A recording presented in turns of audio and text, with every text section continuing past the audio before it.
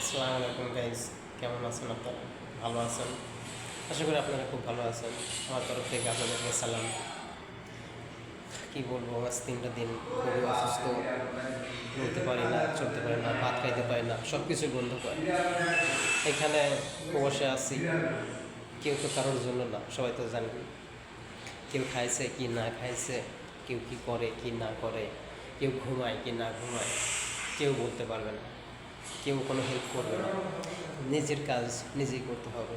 খাইছি কি, ঘুম পাড়তেছি, কিছু করতেছি, চলাফেরা করতেছি, কি রান্না করতেছি। দেখেন আমাদের রান্না করার চুলা, একটাই চুলা, মিনিমাম এখানে 50 জন রান্না করি আমরা একা। শরীরটা খুবই খারাপ, এই জন্য বললাম সবার কাছে দোয়া করেন, অনেক দোয়া যেন ভালো হয়ে যাই। প্রবাস আছে 2 মাস, কোনো কাজকাম পাইনি, খুব কষ্টে আছি। ঠিক মতো খাওয়া দাওয়া নেই, বাড়িতেও তো বলতে পারি না, সবাই টেনশন করবে, কান্না করবে, কার কাছে বলবো।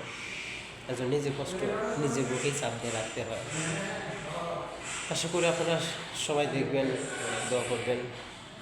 আর আপনারা যদি কখনো বাইরে যদি আসেন, চিন্তা ভাবনা করে আসবেন যে আমি কোথায় যাব, যা থাকতে পারবো কি না, কোন লোকটা আমাকে নিচ্ছে, কী কাজে নিচ্ছে। আপনারা চিন্তা ভাবনা করে আসবেন। এটা আমাদের রান্নার ঘর, এই যে এখানে রান্না করি, আমার রুম পাশে।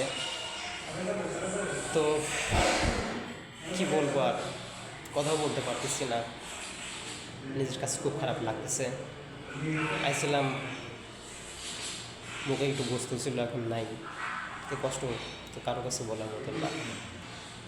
তো আশা করি ভালো থাকবেন। আসসালামু আলাইকুম।